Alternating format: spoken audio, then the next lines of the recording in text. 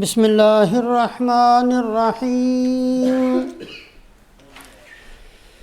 الحمد للہ نحمده ونستعینه ونستغفره ونؤمن به ونتوکل علیہ ونعوذ باللہ من شرور انفسنا ومن سیئات اعمالنا من يهده الله فلا مضل له ومن يضلله فلن تجد له وليا مرشدا أما بعد فقال الله تبارك وتعالى أعوذ بالله من الشيطان الرجيم بسم الله الرحمن الرحيم إنا أرسلناك شاهدا ومبشرا ونذيرا لتؤمنوا بالله ورسوله وتعزروه وتوقروه وتسبحوه بكرة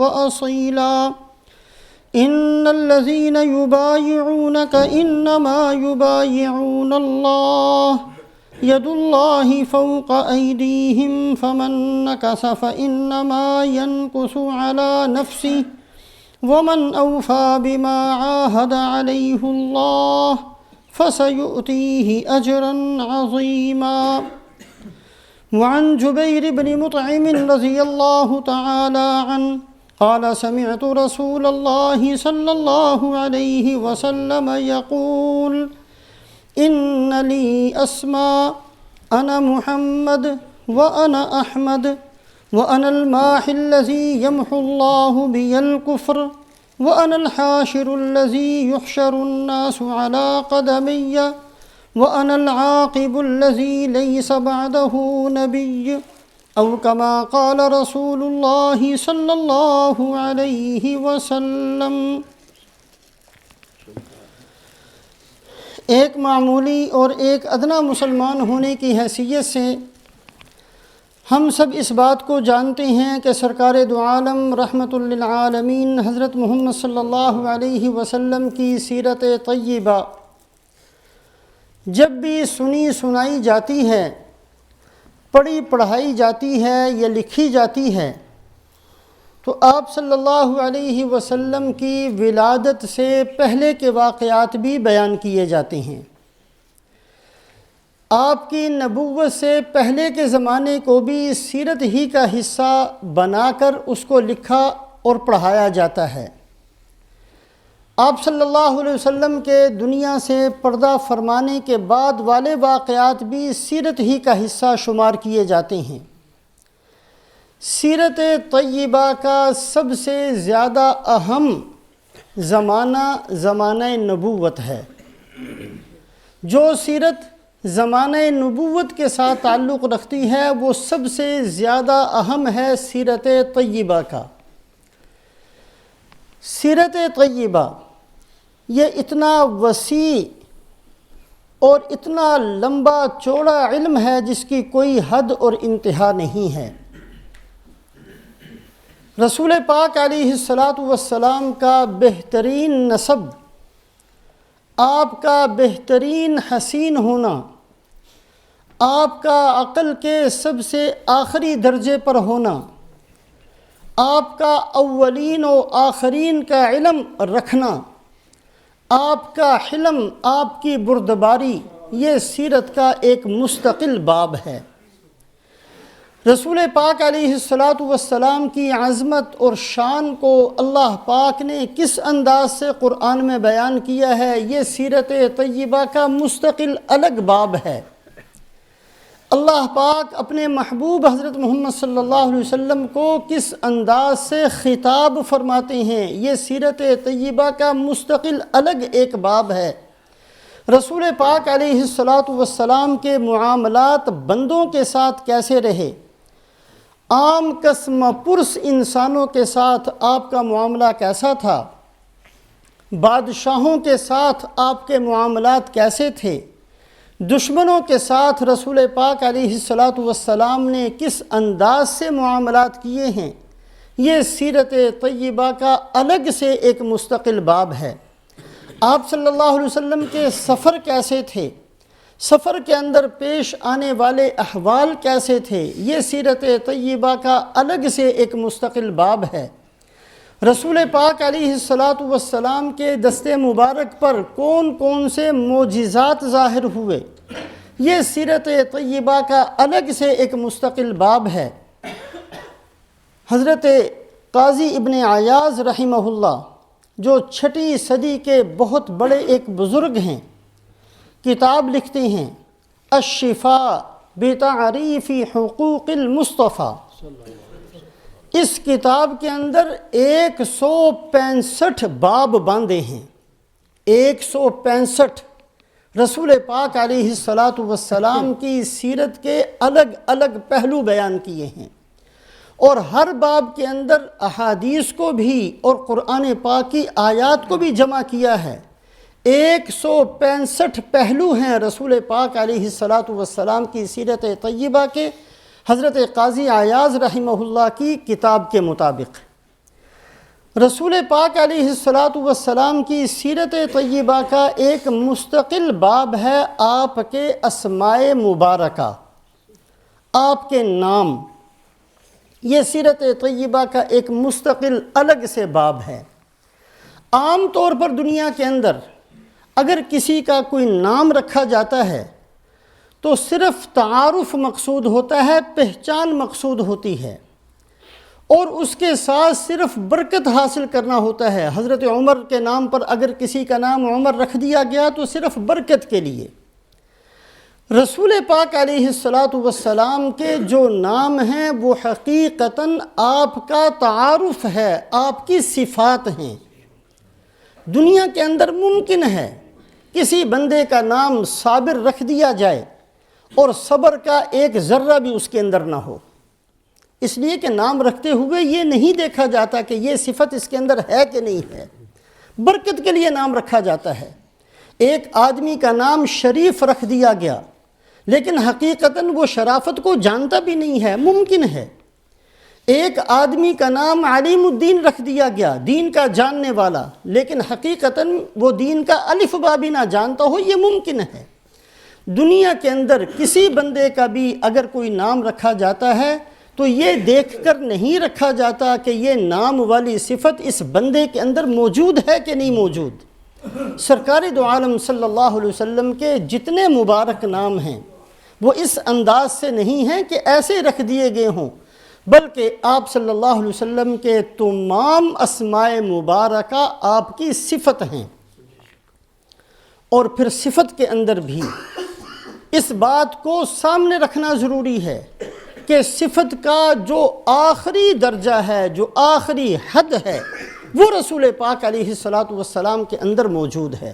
مثال کے طور پر رؤوف اللہ کا نام بھی ہے، رؤوف رسول پاک علیہ السلام کا نام بھی قرآن کے اندر ذکر کیا گیا۔ رحیم اللہ کا نام بھی ہے، رحیم اللہ کے نبی کی صفت بھی بیان کی گئی۔ رؤوف اور رحیم جب اللہ کے لیے بولا جائے گا تو مراد ہوگا کہ اللہ کے اندر رأفت اور رحمت کا وہ درجہ ہے جس کی کوئی حد نہیں۔ دنیا کا کوئی انسان اللہ کی کسی صفت کی حد تک نہیں پہنچ سکتا، غیر محدود صفات ہیں اللہ پاک کی، لیکن جب یہی نام سرکار دو عالم صلی اللہ علیہ وسلم کے لیے بولے جائیں گے تو مراد یہ ہوگا کہ حد تو ہے، لیکن ایسی حد ہے کہ اولین و آخرین میں کوئی بھی اس حد کو چھو نہ سکا۔ رؤوف اور رحیم اللہ کے نبی مہربان ہیں، ایسی مہربانی ہے کہ نہ ماں وہاں تک پہنچ سکی، نہ باپ وہاں تک پہنچ سکا، نہ ساری دنیا کے رحم کرنے والوں کے رحم کو اکٹھا کیا جائے تو سرکار دو عالم صلی اللہ علیہ وسلم کے رحم کی حد تک نہیں پہنچ سکتے۔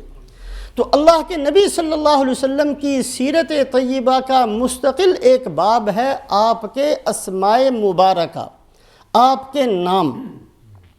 ہمارے لاہور کے اندر بالکل ماضی قریب میں ایک بزرگ گزرے ہیں، 98 کے اندر ان کا انتقال ہوا، لاہور ہی کے میانی صاحب قبرستان کے اندر دفن ہیں۔ 7 مہینے تک ان کی قبر سے خوشبو آتی رہی، اللہ والے تھے، 7 مہینے تک۔ اور خوشبو کا انداز بھی یہ تھا. آج بھی وہ بندے ہزاروں کی تعداد میں موجود ہیں جنہوں نے اس خوشبو کو دیکھا، اس لیے کہ بہت قریب کا واقعہ 98 کے اندر انتقال ہوا. دیکھنے والے بتاتے ہیں کہ 10 آدمی جا کر ایک ہی جگہ سے قبر سے مٹی اٹھاتے تھے، اور جب سونگتے تھے تو ہر ایک کی خوشبو الگ ہوتی تھی ایک ہی جگہ سے. 63 سال رسول پاک علیہ السلام کی مبارک عمر تھی. ان کا انتقال بھی 63 سال کی عمر میں نماز کی حالت میں ہوا. انہوں نے قصیدہ لکھا جس کا نام ہے قصیدہ حسنہ. اس میں سرکار دو عالم حضرت محمد صلی اللہ علیہ وسلم کے 521 نام قرآن اور حدیث سے جمع کیے ہیں. آپ صلی اللہ علیہ وسلم کے 521 نام ان بزرگوں نے اپنی کتاب کے اندر لکھی ہیں. کیا مطلب؟ کہ رسول پاک علیہ السلام کی سیرت طیبہ کے 521 پہلو ہیں، اس لیے کہ ہر نام ایک سیرت کا باب ہے، ہر نام ایک صفت کا نام ہے، ہر نام ایک خوبی کا نام ہے، ہر نام ایک کمال کا نام ہے. تو 521 باب، یہ تو وہ آپ صلی اللہ علیہ وسلم کی سیرت کے پہلو ہیں جہاں انسان پہنچ سکے ہیں، اور جو سیرت کے پہلو ایسے ہیں جن کو اللہ ہی جانتا ہے، جہاں تک کسی بندے کی رسائی نہیں، وہ ہم سے ورا ہیں، ہم سے آگے ہیں، ہم ان تک نہیں پہنچ سکتے. بہرحال رسول پاک علیہ السلام کی سیرت طیبہ کے بہت سارے پہلو، اور ان تمام پہلوؤں میں سے ایک اہم ترین پہلو یہ ہے آپ صلی اللہ علیہ وسلم کے اسماء مبارکہ. ابھی جو خطبے کے اندر حدیث پڑھی ہے، حضرت جبیر بن مطعم رضی اللہ تعالیٰ عنہ فرماتے ہیں کہ رسول پاک علیہ السلام نے ایک موقع پر اپنے 5 نام گنوائے. فرمایا انا محمد، میرا ایک نام یہ ہے کہ میں محمد ہوں. محمد نام رسول پاک علیہ السلام سے پہلے دنیا میں کسی کا نام محمد نہیں رکھا گیا. محمد نام اللہ پاک نے حضرت آمنہ کو ایک بہترین خواب کے ذریعے بتایا کہ آپ کا ایسا بیٹا ہوگا جس کی حکومت مشرق اور مغرب کے اندر ہوگی. اور ایسا ہی خواب حضرت عبد المطلب نے بھی دیکھا کہ ان کی پشت سے ایک زنجیر نکلی اور پھر وہ آسمان تک پہنچ گئی، اور پھر اس کے اندر سے شاخیں نکلنی شروع ہوئی، اور وہ شاخیں مشرق میں پھیلتی چلی گئیں، مغرب میں پھیلتی چلی گئیں، شمال جنوب ساری زمین اس سے بھر گئی. جب پوچھا خواب کی تعبیر تو کہا آپ کی اولاد میں سے ایسا بہترین اور ایسا خوش نصیب بچہ پیدا ہوگا جس کی شہرت مشرق مغرب شمال جنوب میں پہنچے گی، اور اس کا نام محمد رکھنا. آپ صلی اللہ علیہ وسلم نے فرمایا میرا نام محمد ہے. محمد کا معنی ہے ایسی ذات جس کی سب تعریف کرتے ہوں، سب کے سب جس کی تعریف کرتے ہوں، تعریف کیا ہوا جس کی سب تعریف کرتے ہوں، اس کو کہا جاتا ہے محمد. رسول پاک علیہ السلام کی ذات بابرکات ایسی ذات ہے جس کی تعریف اللہ نے کی، جس کی تعریف مخلوق نے کی، جن کی تعریف فرشتوں نے کی، جن کی تعریف جنات نے کی، جن کی تعریف حیوانات نے کی، جن کی تعریف جمادات نے کی، جن کی تعریف پہاڑوں سے سنائی دی، جن کی تعریف پانی سے سنائی دی. مخلوق میں سے ہر مخلوق نے اور خالق نے خود نے حضرت محمد صلی اللہ علیہ وسلم کی تعریف کو بیان کیا. نون والقلم وما یسطرون ما انت بنعمت ربک بمجنون وانک لعلی خلق عظیم. اللہ نے 2 قسمیں کھائیں کہ میں قلم کی قسم کھا کر اور قلم سے جو کچھ لکھا جائے گا اس کی قسم کھا کر بتاتا ہوں کہ آپ سب سے اونچے اخلاق پر ہیں. مفسرین فرماتے ہیں کہ قلم اور جو کچھ قلم سے لکھا جائے گا، اللہ نے یہ 2 قسمیں یہ بتانے کے لیے کھائی ہے کہ قلم سے جو کچھ بھی لکھا جائے گا وہ اتنا نہیں ہوگا جتنا محمد الرسول اللہ کے بارے میں لکھا جائے گا. قلم سے جو قضاء و قدر کے اندر لکھا گیا اس کے اندر بھی آپ کی عظمت کو سب سے زیادہ لکھا گیا. قلم جو لوگوں نے اپنے قلم سے لکھا اس کے اندر بھی رسول پاک علیہ السلام کی عظمت کو سب سے زیادہ لکھا گیا. نون والقلم وما یسطرون ما انت بنعمت ربک بمجنون وانک لعلی خلق عظیم.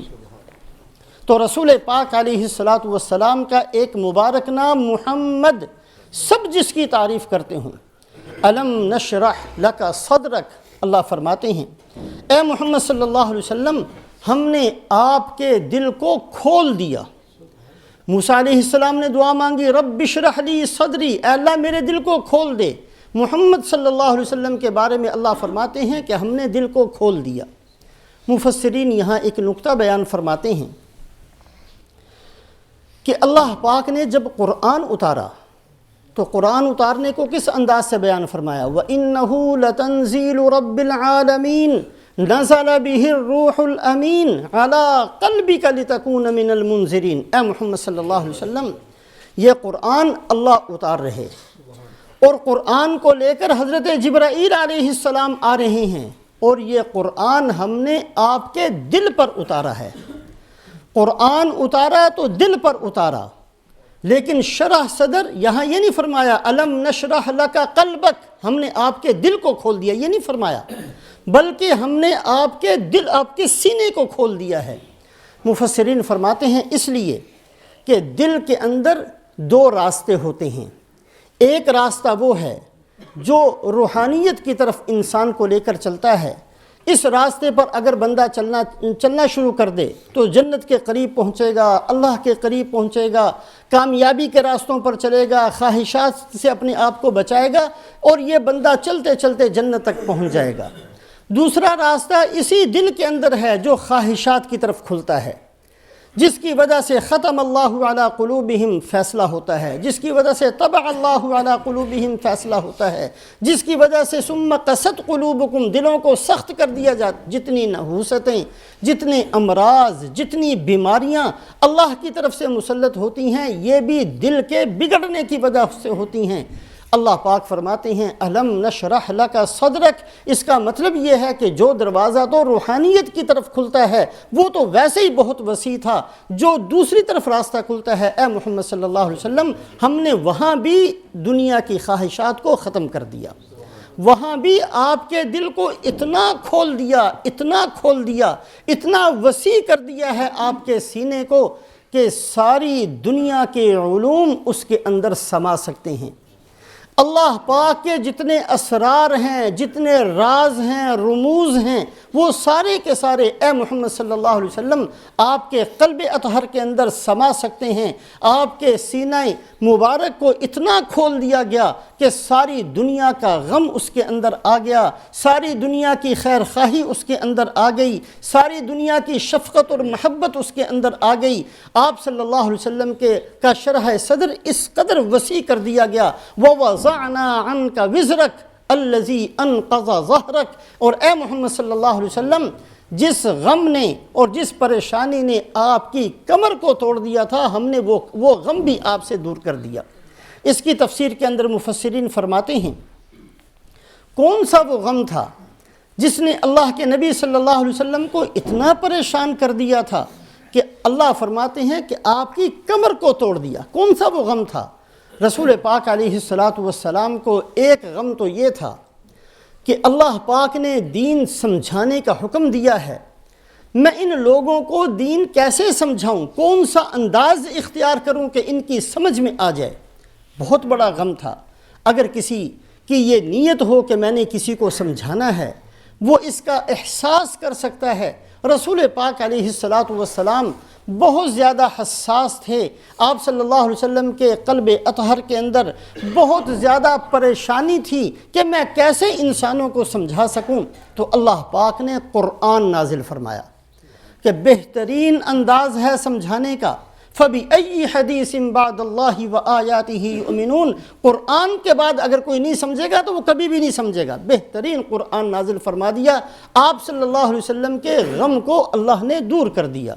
رسول پاک علیہ السلام کو ایک پریشانی یہ تھی کہ جو لوگ میری بات نہیں مانتے، انکار کرتے ہیں، جھٹلاتے ہیں، تکذیب کرتے ہیں، کس انداز سے میں ان کو یہ ثابت کر سکوں کہ میں اللہ کا سچا نبی ہوں۔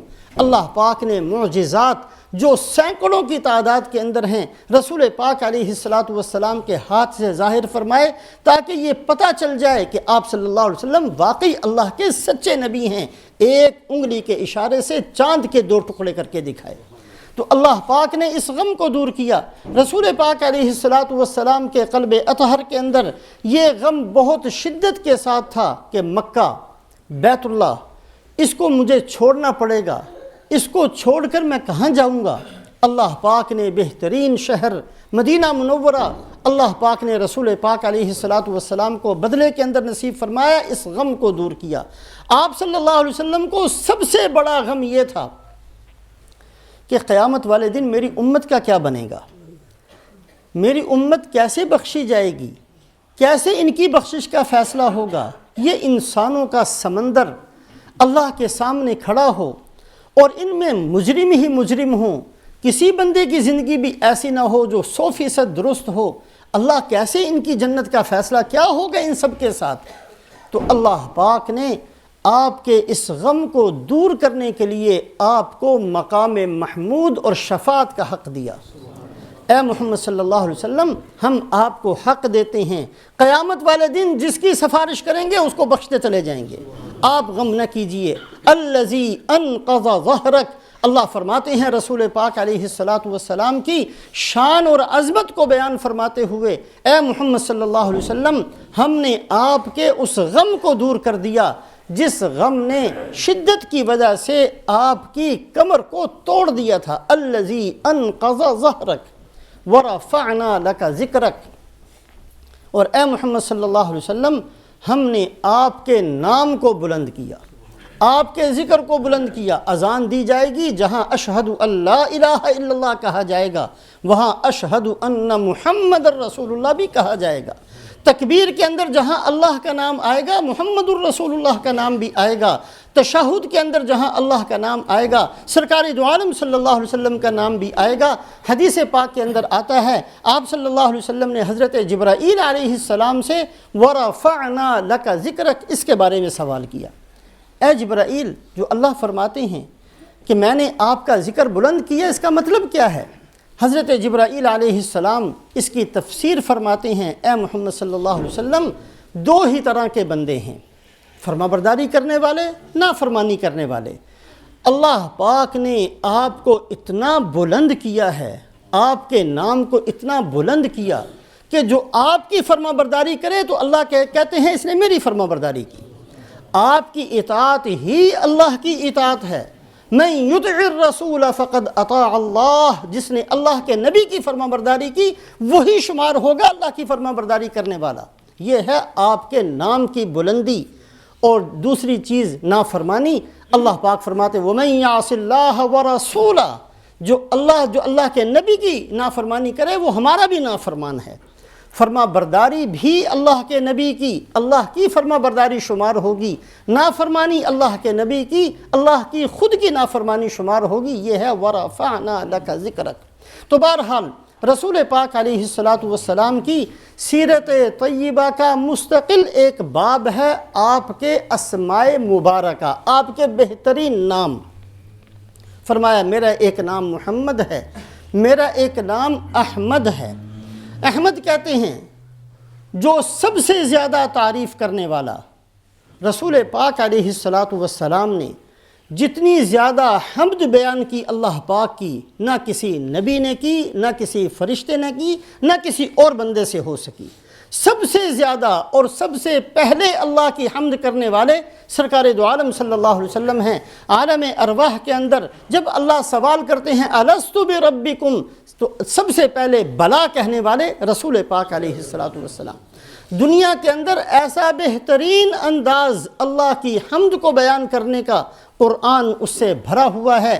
یہ شان ہے رسول پاک علیہ السلام کی، اسی وجہ سے مقام محمود، قابل تعریف مقام، یہ بھی رسول پاک علیہ السلام کو دیا گیا۔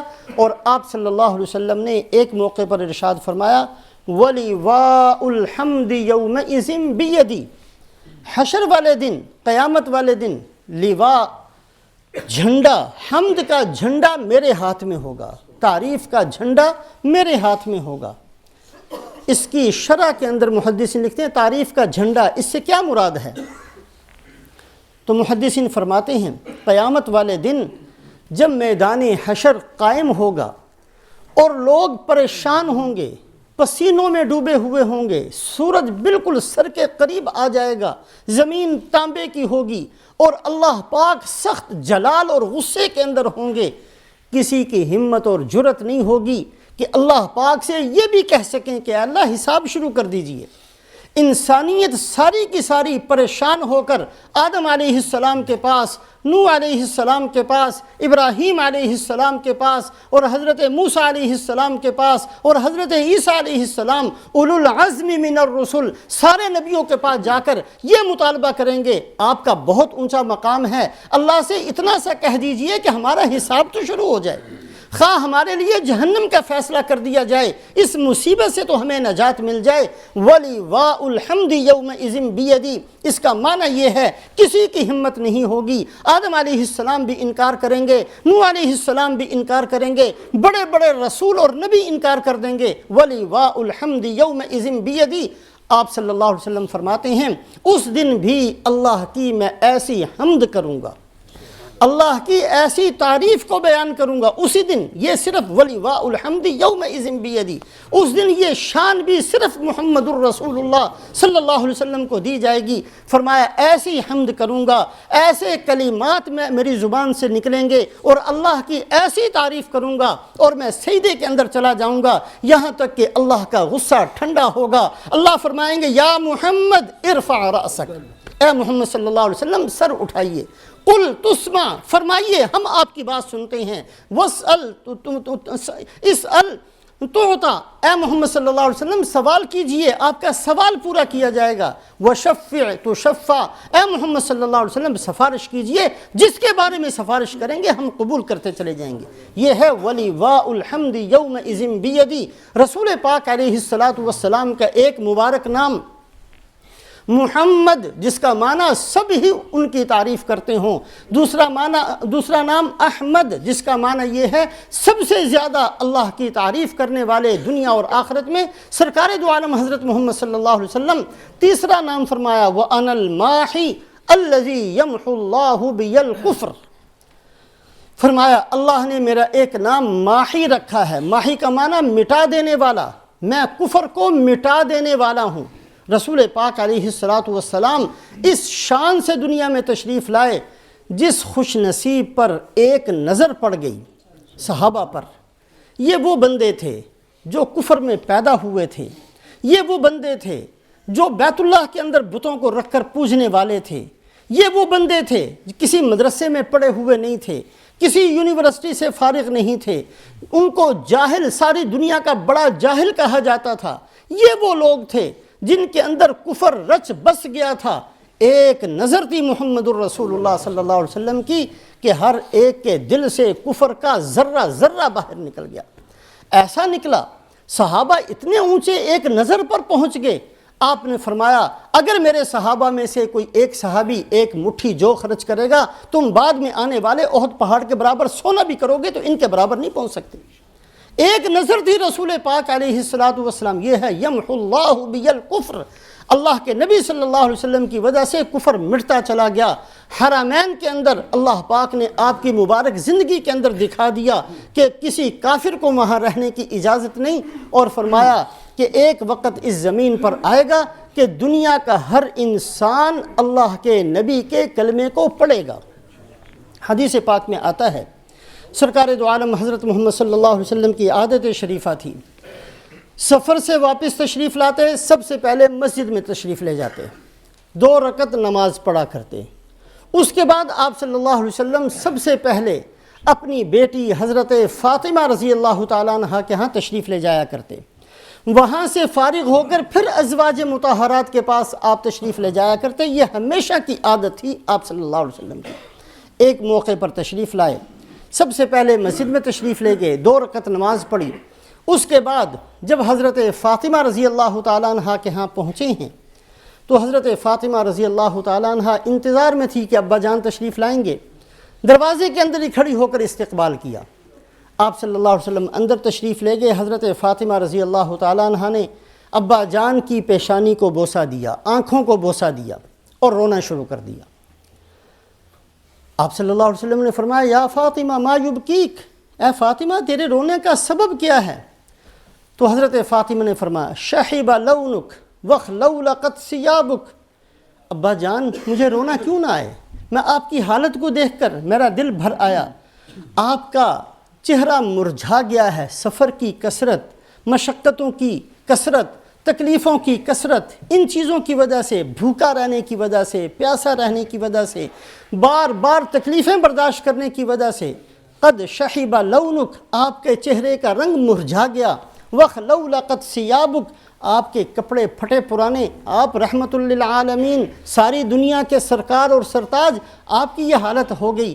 حضرت آپ صلی اللہ علیہ وسلم نے ارشاد فرمایا اے فاطمہ رونے کی ضرورت نہیں، ان اللہ قد بعث اباک علی امر، اللہ پاک نے تیرے باپ کو ایسا دین دے کر بھیجا ہے، لا یبقى علی ظہر الارض بیت مدر ولا وبر ولا شعر الا ادخلہ اللہ بعز عزیز او بذل ذلیل، اللہ نے ایسا دین مجھے دے کر بھیجا ہے کہ اس دین کے ساتھ یہ وعدہ کر لیا ہے، کوئی کچا گھر، کوئی پکا گھر، کوئی بالوں سے بنا ہوا خیمہ، کوئی جگہ دنیا کی ایسے نہیں ہوگی جہاں میرے کلمے کو اللہ پہنچا کر نہیں چھوڑیں گے، بعز عزیز او بذل ذلیل، جو میرے کلمے کو مانے گا اللہ اس کو عزت دیں گے، جو نہیں مانے گا ذلیل ہوگا، لیکن میرا دین پھر بھی اس گھر کے اندر پہنچ کر رہے گا۔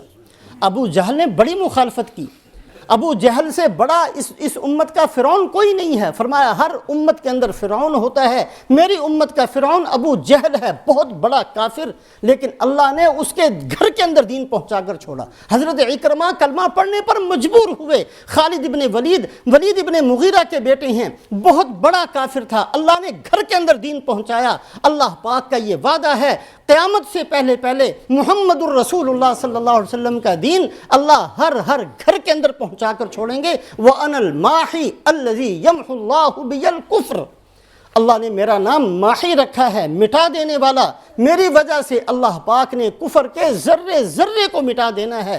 تو رسول پاک علیہ السلام کے 521 نام، یہ 521 نام تو وہ ہیں جو ایک اللہ والے نے لکھے، ہو سکتا ہے اس کے علاوہ اور کتنے سارے نام نکل آئیں۔ آپ صلی اللہ علیہ وسلم کے یہ سارے نام، مبارک نام، یہ آپ کی سیرت ہیں، ہر نام آپ کی سیرت کا ایک الگ سے پہلو ہے۔ میرے محترم بزرگوں اور دوستو، ہمارے لیے جو سوچنے کی بات ہے، جو ضروری چیز ہے، وہ ہم سب نے اس بات کو سوچنا ہے، کہیں ہمارا شمار ان لوگوں میں نہ ہو جائے جو اللہ کے نبی کے دل کو دکھانے والے ہوتے ہیں۔ بہت بار اس بات کو سوچئے، کہیں ہماری وجہ سے اللہ کے نبی صلی اللہ علیہ وسلم کا دل نہ دکھ جائے، کہیں قیامت والے دن ہمارا شمار ان لوگوں میں نہ کر دیا جائے جن کی وجہ سے سرکار دو عالم صلی اللہ علیہ وسلم کے قلب اطہر کو تکلیف پہنچی ہو۔ اس بات کو تھوڑا سا سامنے رکھیں۔ صلحاء کا قول ہے، با خدا دیوانہ با مصطفیٰ ہوشیار باش، با خدا دیوانہ با مصطفیٰ ہوشیار باش۔ اللہ کے دربار میں پاگل پن، اور اللہ کے دربار میں گناہوں کی گٹھری، اور اللہ کے دربار میں فسق و فجور، اور اللہ کے دربار میں کفر شرک، جو کچھ بھی لے کر گئے توبہ کی، اللہ معاف کر دیں گے، کوئی بات نہیں۔ اللہ کے دربار میں پاگل پن کے ساتھ جا سکتے ہو، با مصطفیٰ ہوشیار باش، لیکن جہاں محمد الرسول اللہ کا دربار ہو آنکھیں کھول کر جانا، بدتمیز بن کر نہ جانا۔ محمد الرسول اللہ صلی اللہ علیہ وسلم کے سامنے ہوشیاری کے ساتھ، اس لیے کہ جو اللہ کا مجرم ہوگا، ہو سکتا ہے قیامت والے دن اس کو شفاعت کا حصہ مل جائے اور اس کی بخشش ہو جائے، لیکن جو رسول کا مجرم بنتا ہے اس کو تو اللہ بھی معاف نہیں کرتے۔ جو اللہ کے نبی کی نگاہ سے گر گیا اس کی بخشش نہیں ہوتی، اور اس کی مثال خود قرآن کے اندر، تفسیر کے اندر موجود ہے۔ قارون موسیٰ علیہ السلام پر ایمان لانے والوں میں سے تھا، تورات حفظ کی تھی۔ جب موسیٰ علیہ السلام نے حکم دیا کہ اللہ نے تمہارے اوپر زکوٰۃ کو فرض کر دیا ہے، تو اس کا دماغ دوسری طرف چلا گیا۔ اس نے کہا یہ کون سا دین ہے جو ہمارے مالوں کے اندر بھی حکم دینا شروع، جیسے عام مسلمان آج کل یہ کہتا ہے جی مسجد کے اندر جانا تو ٹھیک ہے لیکن دکان کے اندر دین کی بات نہیں ہونی چاہیے، یہ بزنس ہے، کاروبار ہے، کاروبار کے اندر دین نہیں، کاروبار کے اندر دین کی چھٹی، دین صرف مسجد کے اندر۔ یہ مسلمان کی شان نہیں ہے۔ قارون نے بھی یہی کہا تھا، جی دین ٹھیک ہے، تورات اپنی جگہ پر، اے موسیٰ آپ کی مجلس میں آئیں گے، آپ کی ساری باتیں سن لیں گے، لیکن یہ آپ جو ہمارے مالوں کے اندر آ کر حکم دیتے ہیں، یہ ہمیں قبول نہیں ہے، ہمیں پسند نہیں ہے۔ بہت سمجھایا، لیکن اس بدبخت نے ایک چال چلی، ایک فاحشہ عورت کو تیار کیا کہ موسیٰ علیہ السلام جب دعوت و تبلیغ کا کام کر رہے ہوں، لوگوں کو دین کی طرف بلا رہے ہوں، تو کھڑی ہو کر موسیٰ علیہ السلام پر الزام لگا دینا۔ موسیٰ علیہ السلام پر الزام لگے گا، بے عزتی ہو جائے گی، اور موسیٰ علیہ السلام وہاں سے چلے جائیں گے، ہمارا مسئلہ حل ہو جائے گا، سرداری ہمیں مل جائے گی۔ یہ ایک بے وقوفوں والی چال، اس کو پتہ نہیں کہ یہ اللہ کے نبی ہیں۔ اب موسیٰ علیہ السلام نے کھڑے ہو کر اللہ کا دین پہنچانا شروع کیا، وہی پروگرام کے مطابق فاحشہ عورت کھڑی ہوئی۔ اے موسیٰ، اگر کوئی زنا کا کام کرے اس کی کیا سزا؟ فرمایا اس کو سنسار کیا جائے گا۔ اس نے کہا اگر آپ کریں؟ اب یہ کہنا تھا کہ موسیٰ علیہ السلام تو ویسے ہی جلال والے تھے، کہا اے عورت کیا کہتی ہے؟ یہ کہنے ہی وہ تھر تھر کانپنے لگی، اور اس نے کہا جی میں کچھ نہیں کہتی، مجھے تو پیسے دیے گئے اور مجھے تو اس بدبخت قارون نے اس پر آمادہ کیا، میں کچھ نہیں کہتی، آپ پاک ہیں، آپ اللہ کے نبی ہیں، آپ سچے ہیں، میں جھوٹی ہوں، میں اس کے بہکاوے میں آ کر میں نے یہ کام کیا۔ اب موسیٰ علیہ السلام کا جلال اور ان کا غصہ اللہ کی طرف جب توجہ فرمائی، اللہ فرماتے ہیں کہ اے موسیٰ سارا میری کائنات آپ کے حوالے، جس کو حکم دیں گے وہ آپ کی بات مانے گی۔ اب موسیٰ علیہ السلام نے زمین کو کہا یا ارض خذیہ، اے زمین اس بدبخت کو پکڑ لے۔ زمین پھٹی ہے اور قارون ٹخنوں تک اندر۔ اس نے چیخنا شروع کیا موسیٰ موسیٰ موسیٰ غلطی ہو گئی موسیٰ غلطی۔ موسیٰ علیہ السلام فرماتے ہیں یا ارض خذی، اے زمین اس بدبخت کو پکڑ لے۔ زمین پھٹی اور یہ بدبخت گھٹنوں تک زمین کے اندر دھنس گیا، پھر چیخنا چلانا شروع کیا موسیٰ موسیٰ موسیٰ مجھے معاف کر دیں، مجھے معاف کر دیں۔ موسیٰ علیہ السلام پھر فرماتے ہیں یا ارض خذی، اے زمین پھٹ جا، اس بدبخت کو نگل لے۔ اور زمین پھٹتی چلی گئی، یہ دھنستا چلا گیا۔ پھر یہ کہ یہ کل یہ نہ کہہ دے میرے مال کے لیے ایسا کیا، فرمایا اس کے خزانے اس کے سر پر رکھ دو، اور یا ارض خذی یا ارض خذی فرماتے رہے، اے زمین اس کو نگل جا۔ زمین اس کے خزانوں کے سمیت اس کو نگل گئی۔ یہ واقعہ ہو گیا۔ اللہ پاک نے وحی بھیجی، اے موسیٰ قارون نے اتنی دفعہ آپ کو کہا، آپ نے اس پر رحم نہیں کیا، اگر مجھے ایک دفعہ کہتا تو میں اس پر رحم کر دیتا۔ اب عقل میں یہ بات آتی ہے کہ اللہ نے رحم ہی کرنا تھا تو کر دیتے رحم، کیوں نہیں کیا پھر؟ یہ قانون سمجھنے کی کوشش کیجئے، اللہ کا نظام ہے، بائی پاس نہیں چلتا اللہ کے ہاں۔ اللہ کے ہاں نبی کے راستے سے ہی ملتا ہے، ویسے نہیں دیا جاتا۔ اگر نبی ناراض ہے تو اللہ نہیں دیا کرتے، جو نبی کا مجرم ہوگا وہ محروم کر دیا جائے گا۔ اللہ پاک کی رحمت اپنی جگہ پر، اللہ کی محبت اپنی جگہ پر، خدا کا رحیم اور غفار اور ستار ہونا سب اپنی جگہ پر، لیکن جس بدبخت سے نبی ناراض ہو گیا اللہ اس کو نہیں دیا کرتے۔ یہ قانون ہے اللہ پاک کا۔ اس وجہ سے موسیٰ علیہ السلام ناراض تھے، قارون کو اللہ نے نہیں دیا۔ میرے محترم بزرگوں اور دوستو، ایک دفعہ نہیں بار بار اس بات کو سوچئے، کہیں قیامت والے دن ہمارا شمار ان لوگوں میں نہ کر دیا جائے جو نبی صلی اللہ علیہ وسلم کے دل کے دکھانے والے ہیں۔ بار بار اس بات کو سوچنا ہے، یہ اندھوں کی طرح زندگی گزارنا، یہ طریقہ چھوڑ دینا چاہیے۔ ہمیں پتہ ہی نہیں ہے کون سی سنتوں کا جنازہ ہمارے گھر سے نکلتا ہے، کون سی سنتیں ہم اپنے پاؤں کے نیچے روندتے ہیں، کون سی بکواس اپنی زبان سے کر دیتے ہیں، کتنا سنتوں کا مذاق اڑا لیتے ہیں، کتنا نبی صلی اللہ علیہ وسلم کے دل کو تکلیف پہنچاتے ہیں۔ کبھی اللہ توفیق دے ان آیات شریفہ کو پڑھیے، یا ایھا الرسول لا یحزنک الذین یسارعون فی الکفر، اے اللہ کے نبی آپ پریشان نہ ہوں۔ اس کا مطلب ہے پریشانی ہوتی ہے اللہ کے نبی کو۔ قد نعلم انک یضیق صدرک، اے محمد صلی اللہ علیہ وسلم ہمیں پتہ ہے آپ کے دل میں تنگی پیدا ہوتی ہے کچھ گناہوں کی وجہ سے۔ ایسے معاصی سے، ایسے گناہوں سے، ایسی بے حیائیوں سے اپنے آپ کو بچانا چاہیے، کہیں ایسا نہ ہو قیامت والے دن کہ ہمارا شمار ان بد نصیبوں کے اندر کر دیا جائے جنہوں نے رسول پاک علیہ السلام کے دل کو دکھایا ہو۔ اسی وجہ سے کسی صاحب دل کا یہ شعر ہے، اللہ پاک کو کہتے ہیں تو غنی از ہر دو عالم من فقیر، تو غنی از ہر دو عالم من فقیر، روز محشر عذر ہائے من پذیر۔ اے اللہ مجھے اس بات کا پورا علم ہے، آپ بے پرواہ ہیں، آپ کو ہماری عبادت کی ضرورت نہیں ہے۔ ساری دنیا نافرمانی کرے آپ کی حکومت کم نہیں ہوتی، ساری دنیا فرما برداری کرے، آپ کی حکومت میں کوئی اضافہ نہیں ہوتا، آپ غنی ہیں، بے پرواہ ہیں، میں مجرم ہوں، اے اللہ قیامت والے دن میرے تمام گناہوں کو معاف فرما دیں۔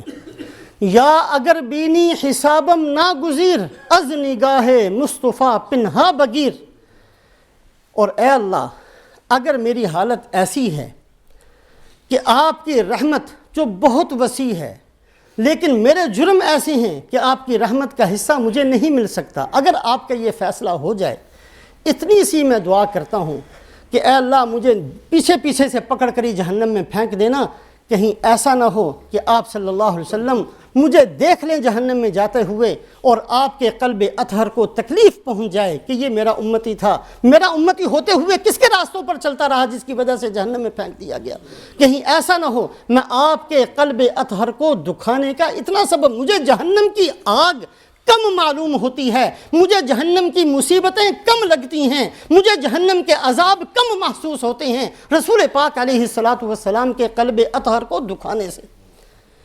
ہم مسلمان ہیں، کن کے راستوں پر چلنا شروع کر دیا؟ عجیب مسلمان ہیں، اسلام اسلام اسلام اسلام اسلام صبح سے شام تک، لیکن کبھی بھی ارادہ نہیں ہے نبی صلی اللہ علیہ وسلم جیسی شکل و صورت بنانے کا، آپ جیسا کاروبار بنانے کا، آپ جیسی بیاہ شادی کرنے کا، آپ جیسا لباس، کبھی بھی ارادہ نہیں۔ یہ کون سا اسلام ہے؟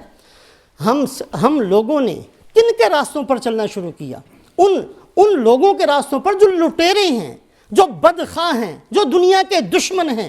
اللہ کے نبی صلی اللہ علیہ وسلم کو چھوڑ کر جو راتوں کو کھڑے ہوئے اور پاؤں ورم کر گئے صرف اس لیے کہ میری امت بخشی جائے، جو آپ صلی اللہ علیہ وسلم اللہ کے سامنے ہاتھ اٹھاتے ہیں تو حضرت ایک صحابی فرماتے ہیں لہو عزیز کا عزیز المرجل، آپ کے قلب اطہر سے ایسے آواز نکلا کرتی جیسے ہانڈی کو آگ پر رکھو تو وہ ابلتی ہے اور آواز نکلتی ہے، ایسی آواز ہم آپ کے سینے سے سنا کرتے تھے۔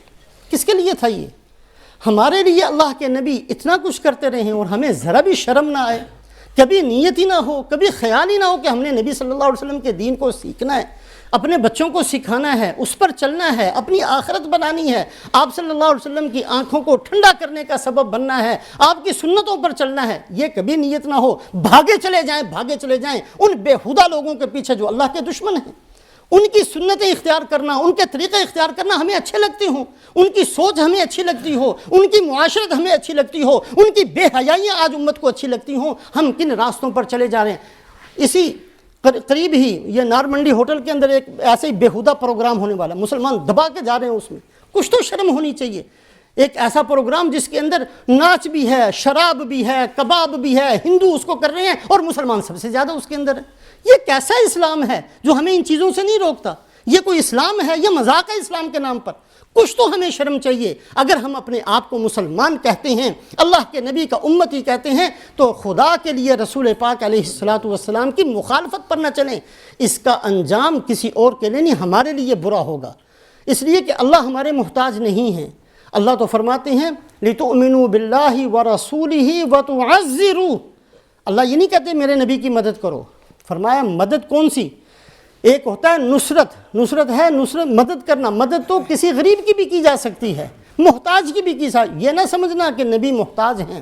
لِتُعَزِّرُوا، ایسی مدد کہ اپنے آپ کو محتاج سمجھ کر مدد کی جائے، یہ ہوتی ہے تعزیر۔ لِتُعَزِّرُوهُ وَتُوَقِّرُوهُ وَتُسَبِّحُوهُ بُكْرَةً وَأَصِيلًا، اللہ کے نبی کی مدد کرنا لیکن احسان جتلا کر نہیں، خود اپنے آپ کو محتاج سمجھ کر، یہ سمجھ کر کہ جیسے ایک بادشاہ کے سامنے آدمی درخواست لے کر جاتا ہے خدا کے لیے جی مجھے نوکری دے دیں، بادشاہ محتاج نہیں ہے، وہاں تو بہت ساروں کی لائن لگی ہوئی ہے، جس کی درخواست قبول ہو جائے وہ خوش نصیب سمجھا جاتا ہے، جس کی مدد قبول ہو جائے، جس کا کلمہ قبول ہو جائے، جس کا دین قبول ہو جائے وہ خوش نصیب سمجھا جاتا ہے۔ اللہ اپنے فضل و احسان سے ہمیں عمل کی توفیق نصیب فرمائے۔